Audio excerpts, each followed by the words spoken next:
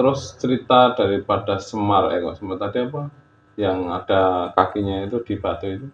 Oh, Gareng. Gareng kok bisa menapak di situ itu gimana? Ya, dulu kan memang penghuni Kayangan itu pernah ke bumi, Pak. Salah satunya ke Indonesia di daerah Kabawang itu.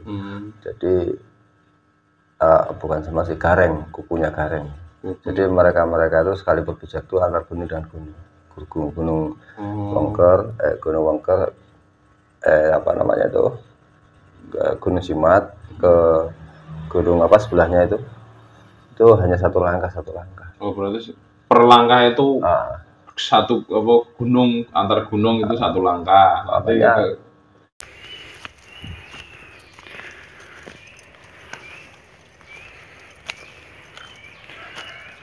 Pol Dur dereng.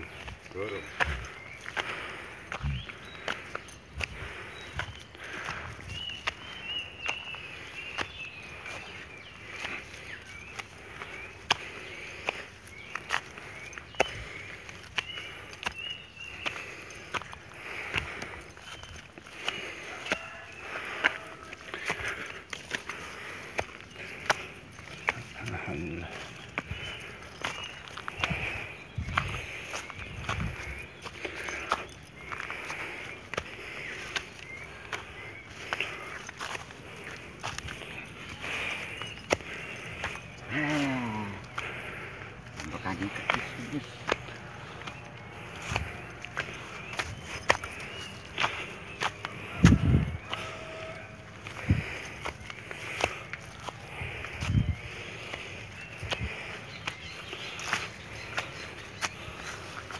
Jalan apik banget.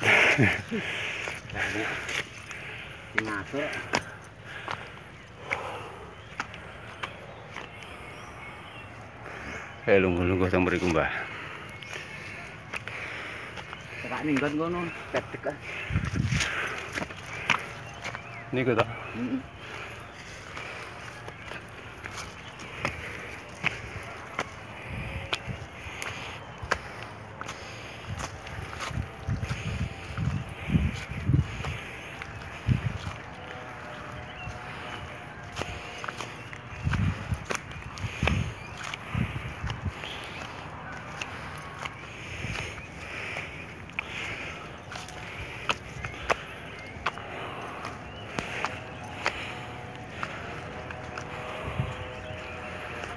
Alhamdulillah. Ini bekasnya sinten? Petruk. Ini Pak Kebu. Jadi Pak Gareng memet.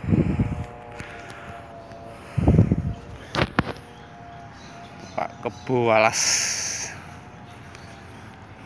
Pak Gareng kur kayak bubule iki. Iki mbok si duku iku piye dhisik. Walah.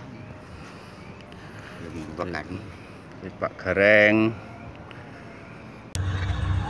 cerita tentang Ponorogo yang tidak bisa ditaklukkan oleh para leluhur penyebar agama Islam, yaitu Wali Songo.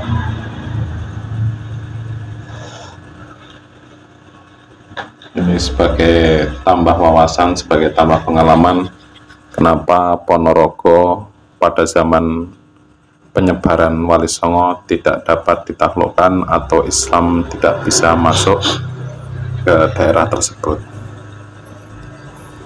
Monggo Mas, diceritakan Mas. Semoga selamat malam. Salam rahayu dan salam bahagia. Jangan lupa bahagia selalu, jangan lupa semangat beramal ya. Sedikit kisah dari babat tanah Ponorogo yang sekarang dikenal dengan nama Ponorogo, yang berawal dari nama Glagah Wangi, yang dulunya daerah tersebut memang tidak bisa dimuslimkan karena ada salah satu tokoh petinggi atau Brahmana yang dikenal dengan nama Ki Ageng Kutu yang masih berkaitan erat dengan kerajaan Wengker atau Mataram kuno. Jadi alkisah sedikit tentang kebenarnya waswab. hanya sekedar cerita yang selalu bergema lewat mulut ke mulut dan terjaga lewat para keturunan-keturunan yang masih darah asli Ponorogo. Nah, kisah Raja Majapahit yang bernama Brawijaya V mengutus salah satu cucunya yang bernama Bathara Katong dan ketiga apa itu orang kepercayaannya,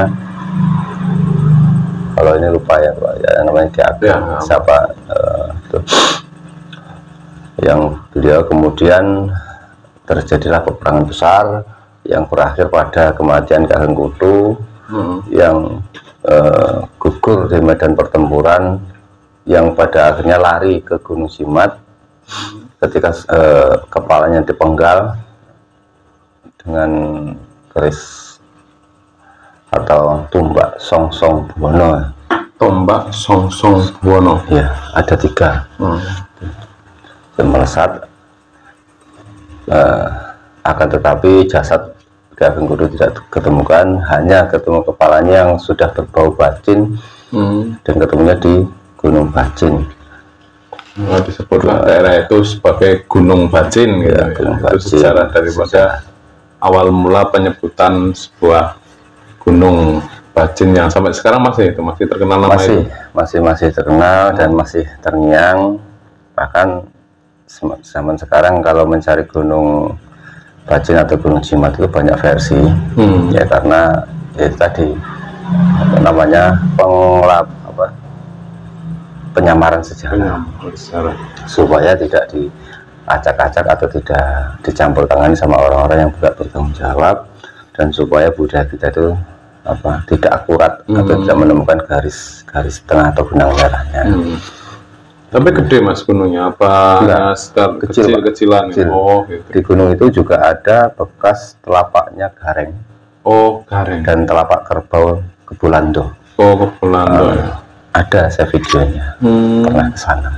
Karena kebetulan pas di depan rumah mbah saya, di ladangnya bawah itu mbah saya sendiri di daerah Ponorogo. Jadi ladangnya Simbah itu termasuk di daerah Gunung Bacin, di bawahnya, di lerengnya pas, terus di atasnya kita naik ya enggak tinggi. Terus ada petilasan kakinya Gareng, ada telapak gitu ya, membentuk di tanah gitu.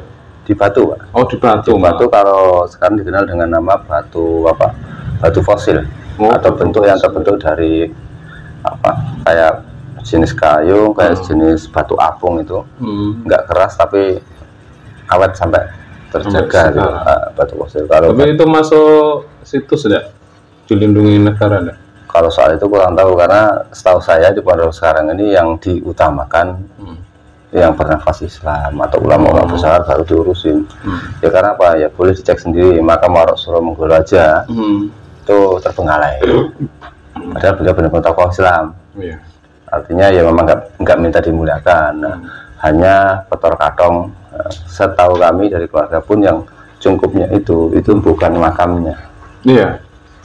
Dan berdasarkan setahu saya dari informasi beberapa artikel, ada di Kendal malahan asli. Iya. Makamnya. Gitu. Karena memang sengaja disamakan itu tadi menjaga keaslian dan supaya tidak disalahgunakan. Nah, apalagi di zaman sekarang bentar-bentar ya minta ini minta itu. Saya 2019 sempat sowan ke sana yang berkaitan dengan Ki Ageng Mantub. Ki Ageng Mantub itu silsilah dari Ki Ageng Solo.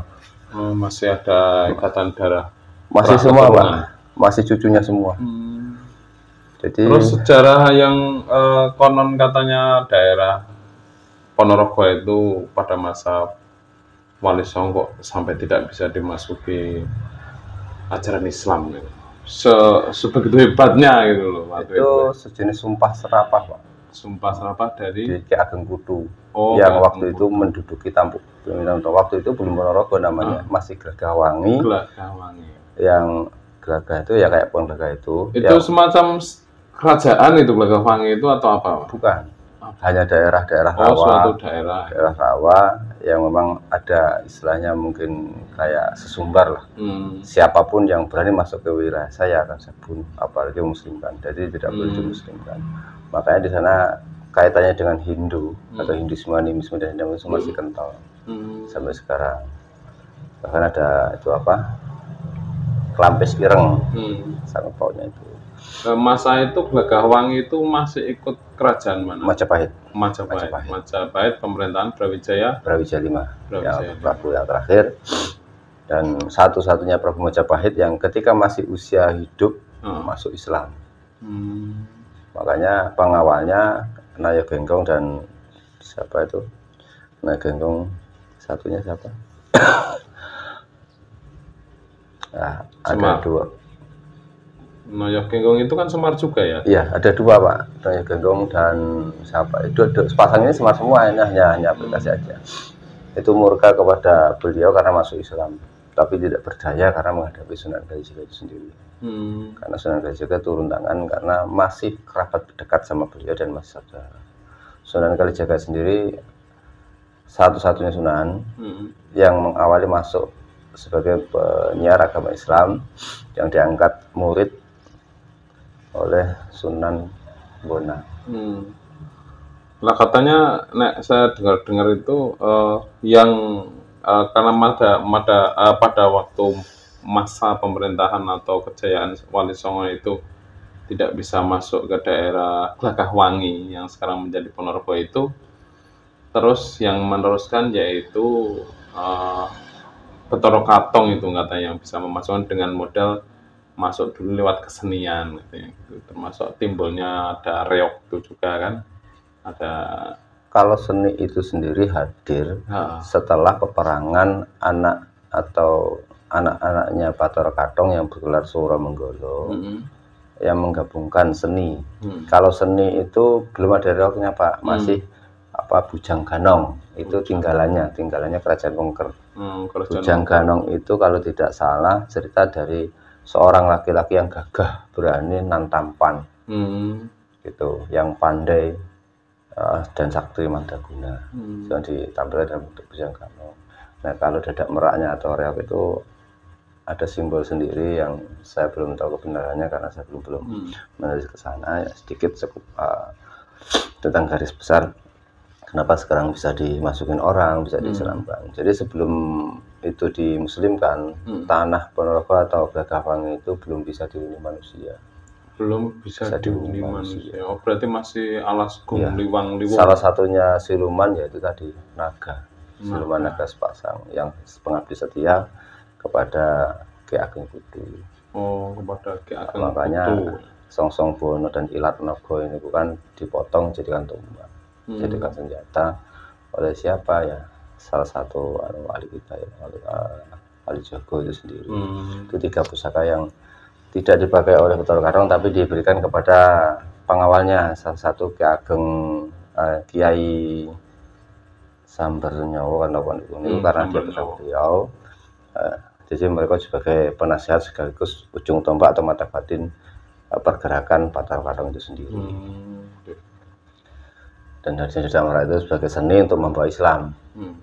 Jadi berarti Bathara Katong sendiri itu masih murid daripada Sunan Kalijogo, begitu ya? Dibimbing langsung. Dan masih keturunan asli Brawijaya. Nah, tadi jenengan menyebutkan bahwa di situ ada Kerajaan Wengker ya? Itu jauh Pak, sebelum Majapahit. Oh, sebelum Majapahit. Berarti Kerajaan Wengker itu sebelum adanya Kerajaan Majapahit gitu. Iya. Masih hidup Buddha, ya, dinamisme, animisme itu ya. Animisme, dinamisme dan Hinduisme. Karena Kerajaan Wengker, kerajaan tertua itu memang ditemukan di Ponorogo, itu jauh sebelum Masehi dan sebelum kerajaan lain hidup. Dan peninggalannya ya satu itu, Bujang Ganong. Satu-satunya peninggalannya. Kalau tidak salah masih satu masa dengan kerajaan itu apa? Kalingga tertua katanya. Kalingga itu kalau tidak salah Pak. Antara itu dan yang siapa itu? Alah, Roro Mendut ya Pak. Ya rebutan Roro Mendut siapa itu Pak? Rojonggrang. Itu kerajaannya apa namanya? Kalingga gitu. Iya. Iya itu. Itu kan termasuk Satu masa ya. Satu masa di masa itu. Iya. Ya ada kaitannya ya itu jauh sebelum Majapahit. Majapahit kan sudah ke sini. Majapahit runtuh berganti dengan Demak, kerajaan Islam baru penjajah masuk. Berarti kerajaan Wengker itu termasuk kerajaan kecil ya zaman dulu ya. Waktu itu di daerah Gelagahwangi ya. Gelagahwangi. Terus ditaklukkan mungkin ditaklukkan sama Majapahit. Kalau tempat persisnya kalau tidak salah tidak jauh dari alun-alun Ponorogo. Kerajaan Wengkernya. Iya. Tapi masih ada puing-puing atau peninggalannya? Masih Pak, tapi bercampur sekarang. Masih dalam proses penelitian. Tapi tetap letaknya udah ketahuan. Karena memang ada ciri khas atau khususnya di tulisannya itu. Memang pakai bahasa Jawa Sanskerta ya? Iya. Kan zaman dulu banget itu. Dulu Jawanya Jawa apa? Jawa Ngawi ya? Apa? Kawi, bahasa Kawi. Ya. Jawa Kawi. Jawa Kawi. Uniknya orang-orang Jawa itu punya cerita yang luas dan luasnya nyati. Karena budaya Jawa itu termasuk luhung, beraneka ragam, beraneka adat istiadat. Nah, terus cerita daripada Semar, Semar tadi apa? Yang ada kakinya itu di batu itu? Oh, Gareng. Gareng kok bisa menapak di situ itu gimana? Ya dulu kan memang penghuni Kayangan itu pernah ke bumi Pak. Salah satunya ke Indonesia di daerah Kabawangi itu. Jadi bukan sama si Gareng, kukunya Gareng. Jadi mereka itu sekali berpijak tuh antar gunung dan gunung Wengker, Gunung Wengker, Gunung Simat ke gunung sebelahnya itu hanya satu langkah. Oh berarti per langkah itu satu gunung antar gunung itu satu langkah. Artinya kalau kita ngikut beliau atau Sang Hyang Wicaksana akan ketemu benang merahnya. Tapi kalau mengikut kepercayaan yang lain nggak ketemu benang merahnya, karena nggak akan sampai ke sana, putus di tengah jalan. Itulah pentingnya sanad kembali. Jadi yang terpendam itu bisa dikuak. Makanya kalau menelisik sejarah ke daerah itu, jujur saya senang banget. Karena banyak manfaat, banyak pengetahuan yang bisa kita ambil. Karena banyak hal-hal terpendam yang secara umum belum diketahui, gitu kan. Secara pendidikan, supaya kita punya pegangan. Jadi asal usul ini dari mana. Jadi nggak gampang. Kenapa kamu begini? Kenapa pakai blangkon? Kenapa pakai udeng segala macam? Itu ciri khas. Kira satu daerah melambangkan. Makanya kan beberapa daerah itu walaupun sama-sama blangkon itu tapi kan beda-beda. Sebutannya sama blangkon, bentuknya hampir sama, cuman kadang ada yang pasti ada ciri khasnya masing-masing per daerah. Bahkan namanya blangkon Kalijogoan sendiri beda dengan yang blangkon yang Ponorogoan, Reokan, ya Solo, Jogja. Nah sejarah reok itu gimana? Itu diawali dari kemenangan Suro-Menggolo itu sendiri. Dan itu dipakai untuk pertempuran Pak.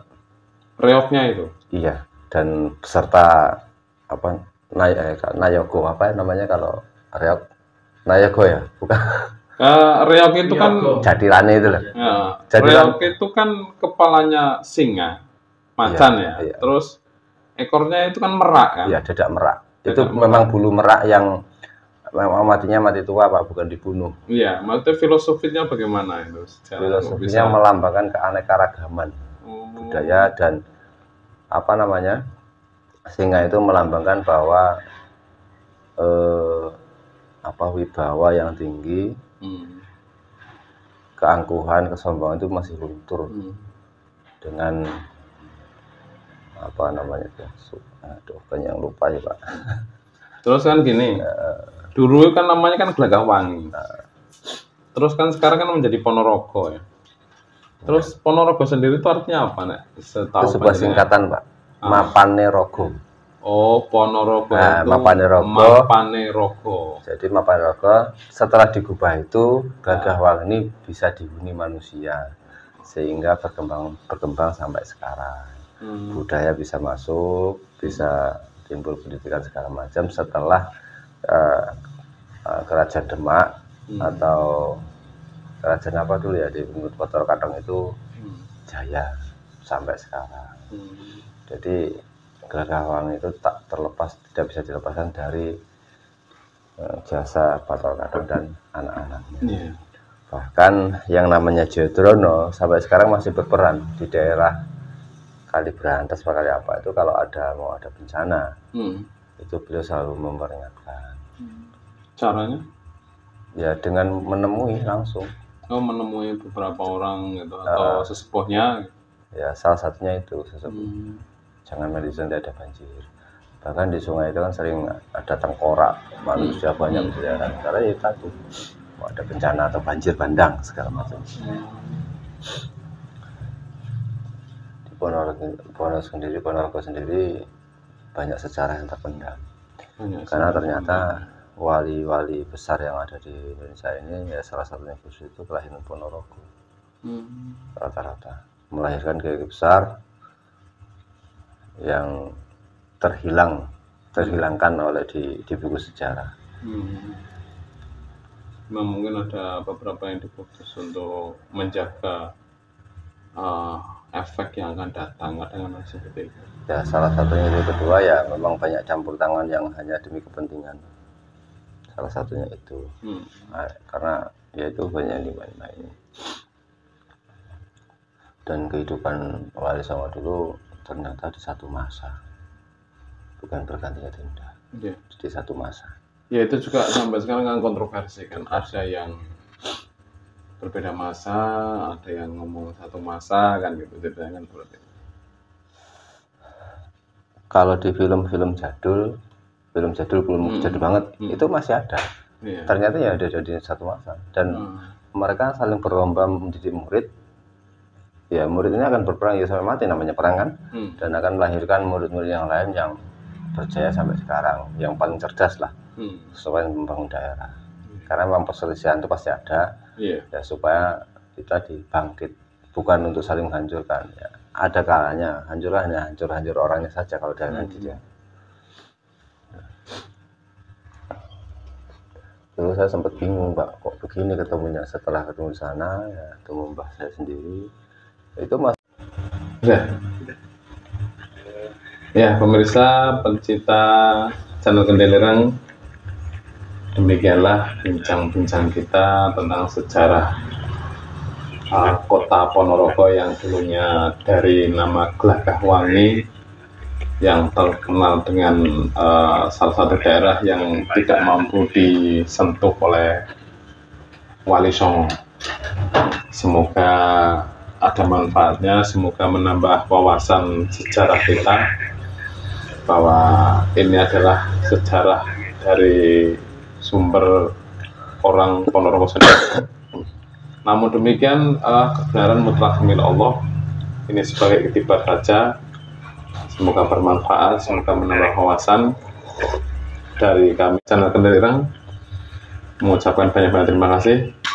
Wassalamualaikum warahmatullahi wabarakatuh. Waalaikumsalam warahmatullahi wabarakatuh.